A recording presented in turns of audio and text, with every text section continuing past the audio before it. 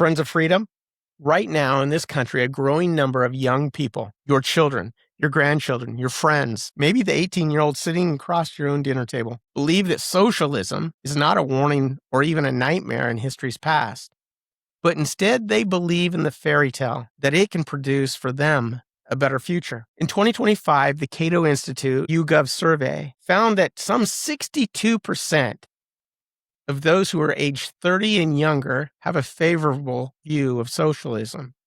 On the other end of the spectrum, Gallup's 2025 poll found that the trust in capitalism has fallen to its lowest point in 15 years, down to just 54%.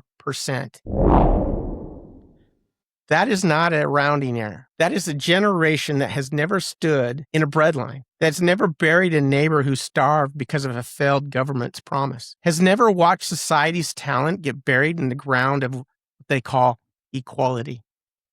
And because they haven't lived it, a dangerous, ever-growing larger number of them are willing to try it.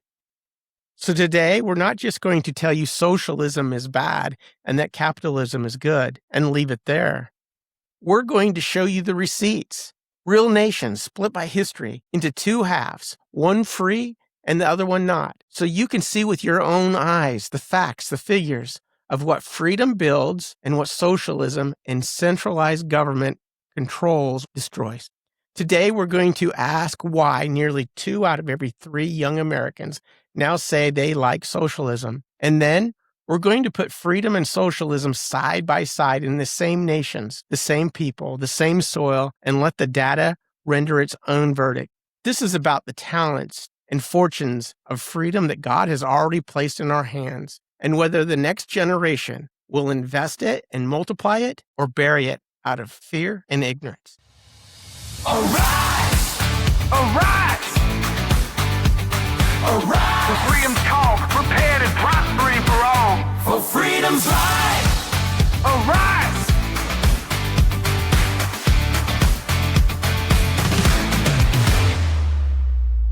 Welcome to Arise for Freedoms, where we learn about the things that threaten your freedoms, physical and spiritual, and transform our lives to be productive, prepared, and prosperous in a troubled world. We don't just survive. Together, we thrive. Friends of Freedom, welcome. I'm Colonel Griffith, retired. I'm a retired senior military officer, a former judge, attorney, JROTC instructor, a minister of Jesus Christ, and a successful father and husband.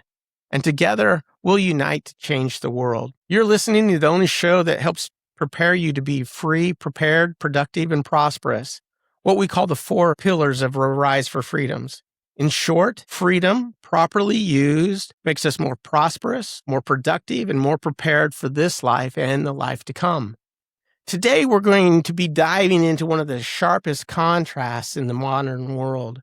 What happens when nations choose freedom and when another chooses communism or socialism instead. We'll look at the split of nations, the same people, the same history, but just opposite systems. And we'll let the results speak. Then we'll talk about how you can move truth forward and save freedom and prosperity. So now let's get into it.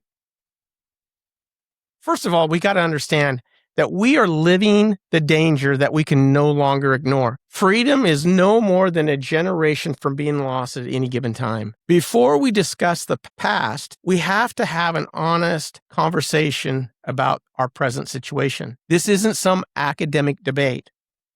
Support for socialism is rising faster and faster, exactly where it matters most, among the voters that will be leading tomorrow. A September 2025 Gallup poll found that some 66% of Democrats now hold a positive view of socialism, versus only 42% who view capitalism positively. A reversal of numbers or a thought process has been going on ever since 2016. Likewise, a New York Times Siena poll found that some 49% of those who are 18 to 29 years old and that are Democratic-leaning voters hold a favorable view of socialism. A December 2025 YouGov Economist poll then also found that out of all likely voters, 18 to 29 years old, that they're essentially split. 26% favor capitalism, 28% favor socialism, and 46% are unsure. While Americans from age 45 to 65 favor capitalism by nearly a number of 3 to 1. A generation raised without the memory of the Berlin Wall, without the memory of the Venezuelan bread lines on the nightly news, without a grandfather who fled the gulag or who understand the Cuban oppression and remember the people building boats to come to freedom. Instead, they are being handed a lie and a rebranded social policy or utopian promise that they call socialism that gives the wrong belief that everybody will live in some utopia and happiness. The word changes. The dismal ending of socialism and communism never have. Let me begin by telling you about a parable called the parable of the talents to teach a principle, because it's a story about industry and opportunity and freedom and consequences that was taught by Jesus. It's a story about what happens to a nation, a soul, an individual, a people, when they just bury their talents or expect to receive something when they're not industrious themselves. Those who maybe expect all things to be equal or that life isn't fair. In this parable that was written some 2,000 years before Marx ever put pen to paper, Jesus told a story that emphasized the need and benefits of everyone being free and to have the opportunity to develop their talents, no matter how great or how small they start. In Matthew 25, a master entrusts his servants, 3 of them, one with 1 talent, another one with 2, and another one with 5 talents. These 3 servants are to use their talents wisely. What I want you to understand, in English anyway, it kind of has a dual meaning. Talent, like we all know about, but a talent was also a large measure of nearly 70 pounds of silver, a lot of money. Any talent is a big deal. So before leaving, the master gave these 3 the talents, and 2 of the servants, the one that had 2 and the one that had 5, took their talents which they were given, and they put it to work. They trade, they risk, they build, and each of them double. The 3rd servant does something different. He believes life is unfair, that the master always collects and does unfair things to his servants, despite being given 70 pounds of silver. He digs a hole in the ground and he buries his talent out of fear and does nothing to multiply it. He doesn't even get interest off of it. And when his master returns and asks for his money back, he hands back his master exactly what he started with, nothing more. When the master returns, the 2 who multiplied their talents, one from 2 to 4, another one from 5 to 10, received the exact same compliment and reward from the master. He said, "Well done, thou good and faithful servant. Because you have been faithful in a few things, I will make thee master over many." And thus it is in life. As we multiply our talents and the things in which we have stewardship over, not only do we bless ourselves, but we enlarge our ability to have freedoms, joy, and happiness, and we increase our ability to bless the lives of others. Well, the one who only had 1 talent and buried it in the earth, he who refused to risk, he who refused to build, he who refused to be productive with what he was given, he lost the talent that he had and was cast out for being an unprofitable and slothful servant. In essence, God does not reward the servant who buries his gifts, his skills, his time, or who does not want to develop that which he has been given and blessed with. Instead, he rewards those who take what they are given, use it wisely, and hopefully multiply it and bless the lives of others. And you can think about this with any true talent that you have. I speak Portuguese. After I hadn't spoken it for many years, my talent began to decrease. That happens with anything. Freedom is like a muscle. If we develop it and act upon it, we grow. That's the whole argument in one story. Freedom also, in essence, says, here's your talent, your labor, your land, your dreams, your liberty. Go multiply them. Become what you've always dreamed on becoming and help others do the same. Increase them, be blessed, and bless others by developing your talents. This is yours to keep, or at least to be a steward over while you're here on Earth. Whereas socialism, on the other hand, says, hand over your talent. This belongs to the government, to the state, and we'll decide what you're allowed to keep. History has shown, and nations now show, that only one path builds a thriving nation. The others buries them. You must understand that the argument that those who are on the far left that are screaming that life is unfair, 89% of all millionaires are self-made in the United States. 89%. People are doing anything and everything that they can to get here because of the opportunities and freedoms that our country offers. So the proof is out there. Let's take the top 10 nations that are authoritarian socialists or socialists and communists. And let's compare that with free nations, ones that have parliaments, maybe with a token king that really has little to no authority, but parliaments, republics, democracies, and let's compare them. So the very top of the top 10 of all the nations in the world that has a socialist or communist form of government, the average citizen only makes $34,716. That's Belarus. As we go down the list, we can look at others. Number 3, Russia, $18,529. Let's go down. Number 5, China. The one that everybody says, ooh, look at them. $14,863. That's almost half of our poverty rate. Cuba, 9,605, right? Iran, number 11, 3,936. Can you imagine even trying to survive with $3,936 a year?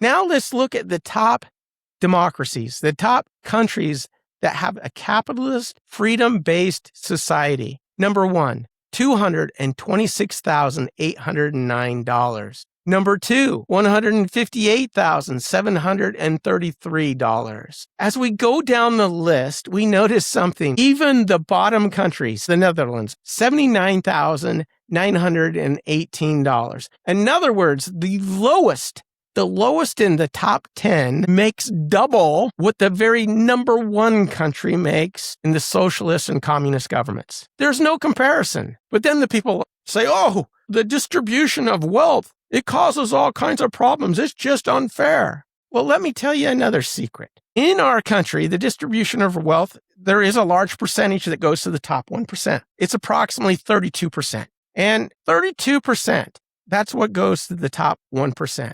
But let me tell you some other numbers. It does not change under socialism. One of these countries here is 30-1. Sound familiar? In Russia, it's 59-1. When I say to 1, the bottom 50% own approximately 1% of their nation's assets. The top 1% owns 59. This is a country that promised that they will distribute everything equally and fairly. What I'm trying to point out is it never happens. China, here's another one, the exact same thing. They call themselves a socialist nation, even though it's a one-party communist nation. And the distribution of wealth, 31%. 31% of all the wealth in the nation is held by the top 1%. The bottom 50% only holds approximately 6% of their nation's wealth. So what I want you to understand is it does not matter what form of government that you have, there will be a class that has and a class that has not. Here's the difference. In the United States and the free countries, you have the opportunity to become whatever you want to become. You have the opportunity to break out. You have the opportunity and the freedoms to be what you want to be. In the United States, the average person makes, according to our GDP, or gross domestic product per capita, for each individual, $94,430. So then the next argument as well, that, we got to take care of the poor. Oh, really? Okay. Well, our charity by the average American is 71 times larger than what the Chinese people can give. Our government gives 7 times more than what the government of China gives. That's right. That's what freedom does. It takes care of the poor because it provides the necessities that they need to be taken care of. And that's by private charities. The private charities almost 10 times what the government does. 10 times. Now, let's go down some others. Venezuela, since the promise of socialism began, remember, they were the jewel of South America once upon a time. And they had some bad government that abused their powers. And because of that, they lost it. But even then, they were much better off than what happened when socialism took over. Because history has shown that socialism almost always grows and grows and grows until it moves into communism. So when socialism took over, since the promise of socialism began in Venezuela, more than 7.7 million people left, roughly 1 in 4. They were willing to cross deserts, jungles, and whatever was needed to leave that promised utopia. And many of them came here. I had one that was legally trying to enter into the United States at my dinner table. He told me about his friend who was shot, and he was severely beaten and threatened, and he decided to leave simply because he didn't believe the way that they believed. So many people packed what they could carry and walked out, left everything else behind, through jungles, across borders, away from the paradise that was supposed to feed them, and instead buried them. Now here's something else. I want you to picture a poor American. Did you know that the poor Americans, those who are in poverty in the United States, that they're richer? Let me read this number to you. A household living in the United States or U.S. poverty has more purchasing power than roughly 85% of the people on Earth. That's our poor. Economists have found that the poorest fifth, the bottom fifth, once benefits are counted, consume more than the national average citizens of almost 85% of the people in the world. That is not accident of soil or luck. That is the fruit of a system built on freedom, private property, enterprise, and a God-given right to multiply and keep and be a good steward over what you earn and what you dream to become. That's what our forefathers saw. That's what our forefathers wanted, and they were willing to risk it all to make it happen against the most powerful military on earth.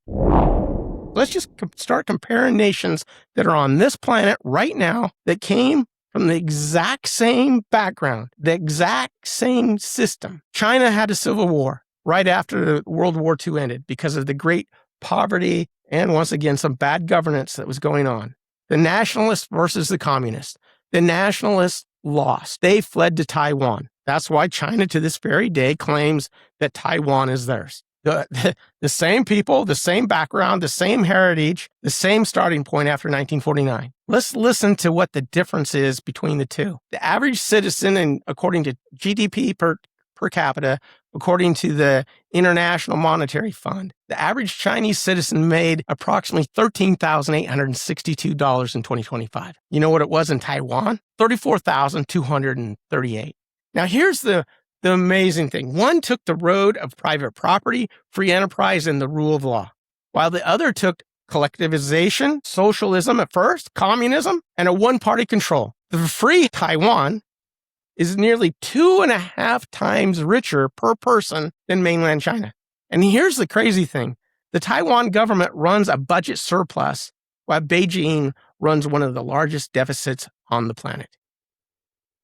I want you to remember this, too. Taiwan has no big resources. They're on an island. Despite being on an island versus the whole, one of the largest nations on the planet, and all the resources that they have and the people and the productivity that they should have, Taiwan outproduces China 2.5 to 1 if you count citizen against citizen, despite being on only an island.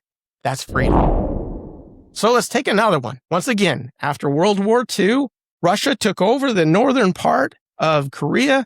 The Americans came in the south and was divided by the 38th parallel. They were both supposed to get out. Let Korea run Korea. The United States did get out. Left some bases behind to help protect them, but got out of their governance. Russia? No. They set up a puppet. But really what I want you to look at is the difference in their lifestyles. One free, the other one not. The average Korean or North Korean makes a pittance or a little teeny bit, $1,319. It's so bad there that they have to threaten to kill and arrest people who are trying to flee to South Korea.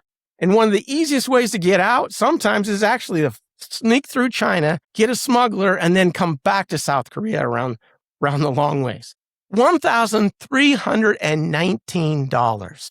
Oh, now let's compare that to South Korea. South Korea, the average citizen makes $36,227 if you count their gross domestic product per capita of all the people. That's right. So here's the stark split between the two nations. One Korean people, one peninsula, divided by a 38th parallel in 1945. 80 years later, the free South is roughly 27 times richer per person, and the North still can't reliably feed its own citizens. While South Korea builds ships, phones, cars, and the world buys them. If you look at a satellite picture of Korea at night, it tells a story all by itself. As that satellite looks down on Korea at the night, the north half above the 38th parallel is dark and gloomy, while the south half below the 38th parallel shines like a Christmas tree. One is the light of freedom and all that it gives and offers. The other is the gloom of socialism and communism. Next, let's compare Russia to the United States. Well, I got something to tell you. Those two aren't even close. Despite them having a larger landmass and all that they have, it's not even close.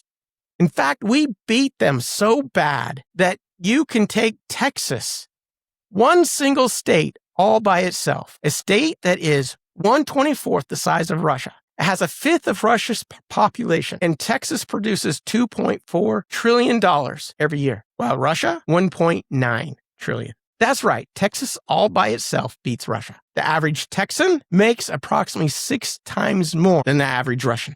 Our poor, our poorest of poor, our bottom quarter, crush the average Russian citizen.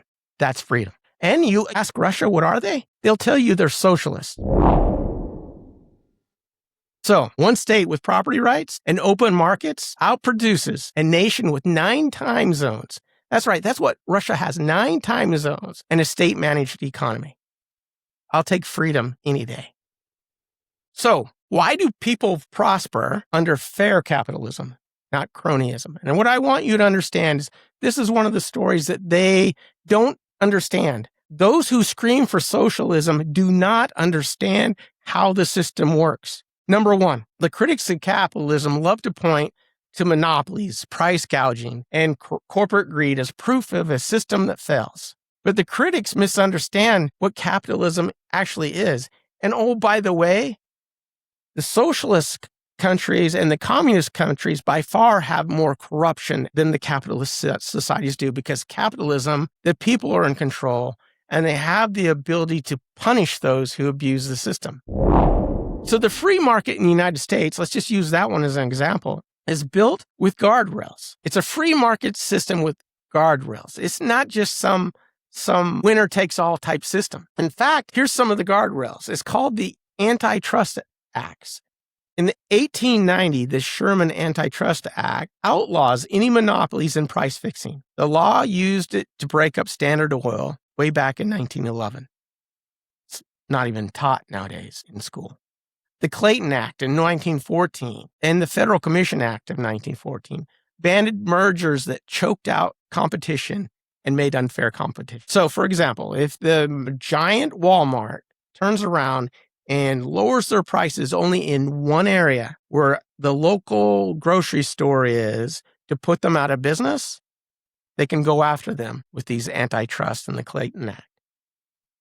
Now, am I saying that business doesn't do what they can to win and to get the bigger share? No, that's what freedom's all about. But there's laws and guardrails to stop it. For example, the Robertson-Packman Act. It protects small businesses from being crushed by predatory pricing from giant corporations, similar to what I was just talking about. Then on top of that, every state has its own antitrust statutes that often mirror the federal protections and provide even more. Texas has them. Every state has them. If you think there's something that's unjust, I don't have any problem with that. Go and vote. Tell your congressman on how to use these laws to make it so there has to be even more competition, or the big guys can't get quite that big. We can disagree on what those sizes are and what those numbers are, But what I'm trying to tell you is freedom and capitalism has already put that system in place. Now the only question is are you as a voter smart enough to know what it does? So this is a piece of the socialists, and the socialists always that argue for it leave out. I love it when they sit there and they ask questions, and I've even seen them offer tickets. Oh, if this country is so bad, here's a one-way ticket out. I have never seen anybody take that offer. You want to know what country is having problems and which one is blessed? You didn't see thousands and thousands of Americans leaving to go to Mexico and South America in various countries. No, they were coming this way. And why? Because freedom reigns. Freedom blesses. Freedom gives opportunities. And we're going to blow up for a system that has never worked? You cannot show me one example out there in history that works. In fact, even the prosperous countries who have become more socialist have lost a lot of their market share and their productivity. I can name a few: Germany, England, Italy, France. Sound familiar? They aren't on that top 10 list anymore. They're still great, prosperous nations, and I love them. However, they are losing out because they are moving ever and ever more to the government in which they expect to take care of them for nothing and for all to be equal. I pray that America doesn't do the same. Now, here's the other argument that they make.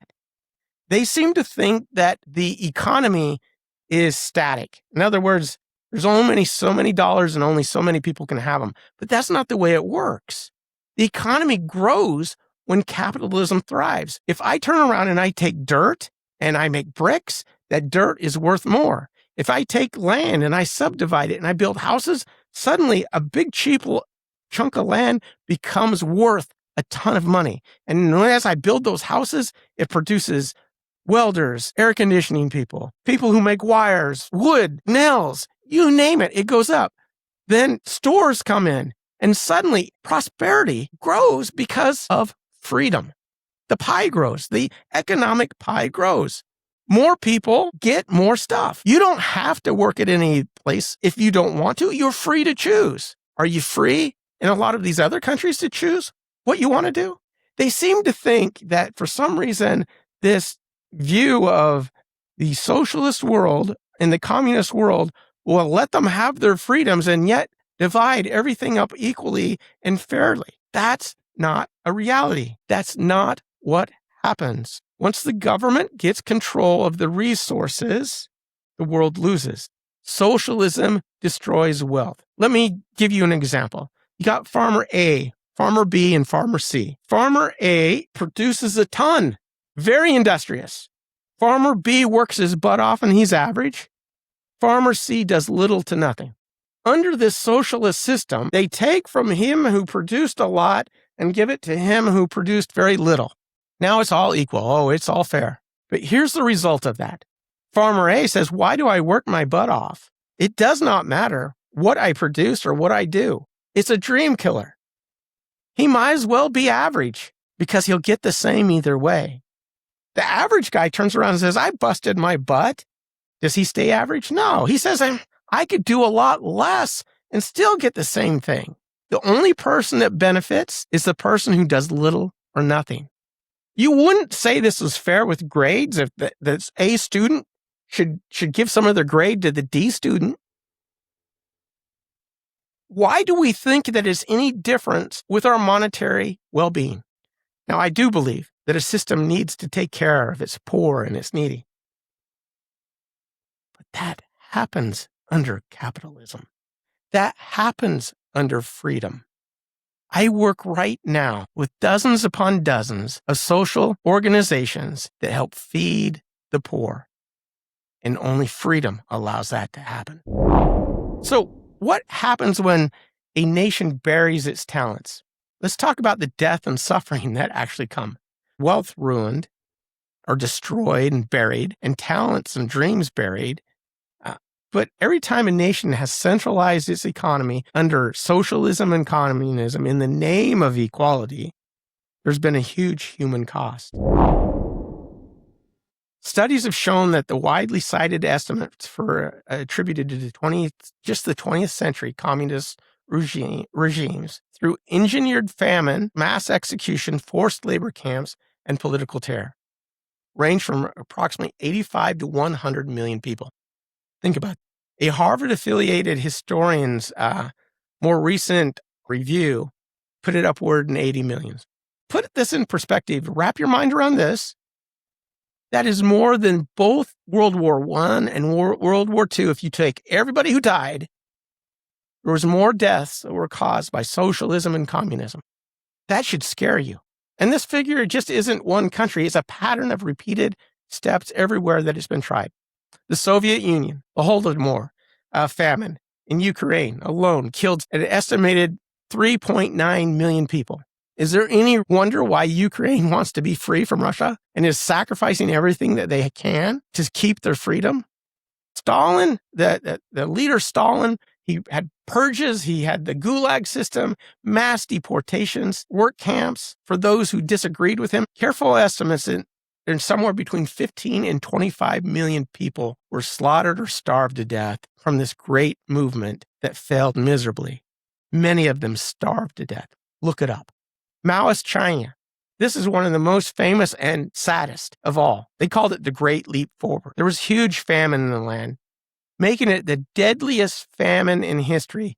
They estimate that 30 to 45 million died from the famine alone. And with the executions and other things that went on with those who didn't agree with the need to have a socialist and communist government, between 40 and 70 million more or total died. Cambodia, the Khmer Rouge, 4-year attempt to build this utopia that he told the people would happen. Some 2 million people, roughly a quarter of the country's population, passed away through either execution, forced labor, or starvation. North Korea, we gave you those examples already, but in 1990, the famine was known as the Arduous March, and scholars estimate that roughly 1 to 4 million deaths tied to the regime and its wars. Venezuela, once the Latin jewel, the wealthiest economy, they have more natural oil underneath their soil than Saudi Arabia. And at one time, they were prospering, and yes, there was corruption. It's too bad that they didn't do what was needed to vote it out and to put it into jail. Instead, they decided, let's go to socialism, and it was just downhill from there.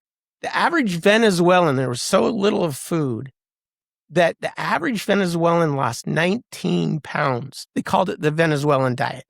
There was medicine shortages. It was free. It just didn't exist. And it was the largest peacetime displacement crisis in the world. More than 7.7 million people, roughly 1 in 4 of every Venezuelan fled the country since 2014. That's what you want? In Venezuela, the economy imploded. By 2018, they had 196% inflation per month. In a year, it came out to be about 43 million% inflation. Can you imagine buying a loaf of bread and saying, a year later, it costs 43 million times that? That's what these things bring. Now, different continents, different decades, different languages, same idea, same ending, every time. The talent gets buried and the nations starve. Where would the world be today without the freedom that has come from the United States? Tell me any wealth that has ever been brought by a socialist nation. You can't. It doesn't exist. Socialism always leads to tyranny, government control, a lack of opportunity, a crushing of dreams, a burying of opportunities. Where are people fleeing from and where are people fleeing to? That alone ought to tell you something. You need ask nothing more. Like, subscribe, and receive our free newsletter, and join our community at ariseforfreedoms.com as we promote freedom, preparedness, and prosperity across the world. Now let's get back to the show. Let's use the communists and the socialist words against them. These are the architects of it all. You don't need to take a conservative commentator's word for the fact that socialism is designed to be a stepping stone to full communism. Oh, no, it isn't. I wouldn't do that.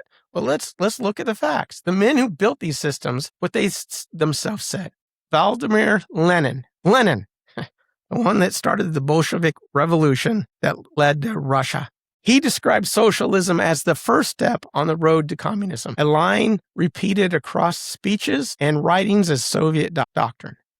Joseph Stalin had a slogan that we have achieved socialism. Now we must achieve communism, treating socialism explicitly as a transitional stage and not the endpoint. Karl Marx himself described in his writings socialism as the transitional political period standing between capitalists and full communism. And let's also hear from the men who studied this, and they're some of the most famous men on the planet. One is Milton Friedman. If you want to go and see some stuff on free markets and free economies, go out and listen to what he had to say while he was on this earth. He said, a society that puts equality before freedom will get neither. Winston Churchill, who stood up against fascism and communism, said, the inherent vice of socialism is the equal sharing of misery. I like President Ronald Reagan's statement on it the best. He often spoke out against socialism and communism. And he said, socialism only works in two places: heaven, where they don't need it, and hell, where they already have it.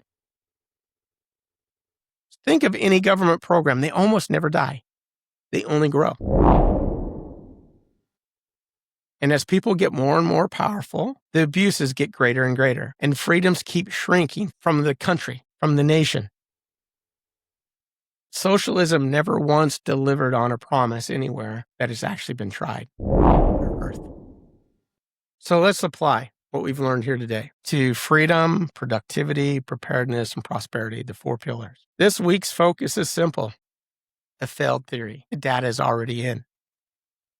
The split nation comparisons that we just walked through aren't ancient history. They're today. They're happening in real time right now on the same planet on which you live. And then the theory that, but ours will be different. Why? How? What will you do to make sure that these abuses don't happen? A rising share of young voters have never been taught this history, and they're being asked to choose an economic system on vibes and slogans and fairy tales instead of receipts and truth. They're grabbing emotions. That is a freedom issue, a productivity issue, a prosperity issue all at once. Because the system a nation chooses determine whether the next generation's talents multiply or get buried. And almost every time as it slipped from socialism to communism, there's been civil war. The country suffers and there is great death and starvation, even if that's not what they really want. So how do you apply today? You don't need a PhD in economics to determine things. You can listen to the 10 versus 10 that I showed you, that the top 10 countries in one system versus the top 10 in another. They're not even close. Remember, the bottom of the top 10 was 2.5 times greater than the top of the communist and socialist nations. But you can only think of 3 examples from the exact same background. Taiwan versus China, North Korea versus South Korea. And yes, you can even throw Texas against all of Russia. You have to have the willingness to have real conversations with someone younger than you this week, and maybe even your age or older. But we must stop this movement for socialism and help people understand what it brings and what freedom offers. We came here on this earth to be free, to choose, to grow, and to choose who to follow. Government controls have never brought prosperity to its people, only death, starvation, and poverty.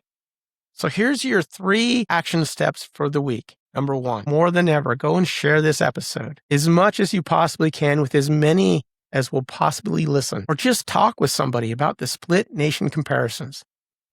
With one young person at least, but I ask you to do multiple.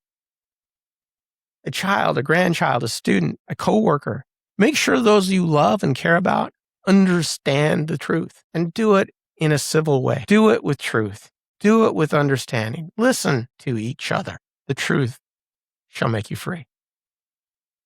Share the parable of the talents with a person and ask them, what do you think this means to you? Your labor, your land, your liberty. Can you be a good and faithful steward in bondage or when controlled? Number 3, please go support and vote for policies and protect fair competition and the rule of law. Now, we can disagree on what fair competition is, but the laws are in place. And you can do more to expand those laws to ensure that freedom and prosperity continue. The antitrust guardrails that make America capitalism fair rather than crony. Rather than policies that hand more control to the state, that creates another bureaucrat that produces nothing but takes everything. So your freedom focus of the week, buried talents, whether it's from your inaction or the government's overreach, don't just cost individuals, they cost entire nations everything. Their food, their freedom, and in worst case, tens and tens of millions of lives. Multiplied talents enable democracy, freedom, and capitalism to build South Korea, Taiwan, and yes, Texas, but most importantly, the United States of America. And all the other free countries that I am so grateful for that exist across this planet. The prosperous nations, the choice was never between equality and greed. It's always been between burying what you've been given or not seeing the value and the opportunities and the blessings of what you already have and what you've been given and then putting them to work to the best of your ability. Today we learned that freedom and free enterprise, protected by fair and honest law, have outproduced socialism and communism in every honest comparison, and the results aren't even close. Throughout history, Taiwan versus China, South Korea versus North Korea, and the United States versus Russia. While centralized control has cost the world some 85 to 100 million lives from starvation and loss of opportunity and crushing dreams. More importantly, because we are doers of the word, your next step has to be to have an honest conversation with others. Someone who believes in this deception that socialism is a utopia, and then to put your own God-given talents to work instead of burying them in fear. Go out and prosper. Go out and invest. Live within your means and reap the benefits that this incredible country has to give. Until next time, don't just survive, learn to thrive in a troubled world. Now go and make the world a better place. Be productive, be prepared, and prosper in freedom's light. Now arise for freedoms. Join us and make this world a better place. Good day. Arise, arise, arise for freedom's call. For freedom's light, arise. Thanks for listening to today's episode. It drew on some 23 cited sources, Friends of Freedom. That includes the national polling from Gallup, Cato, YouGov, New York Times, Siena College, The Economist, data from the World Bank.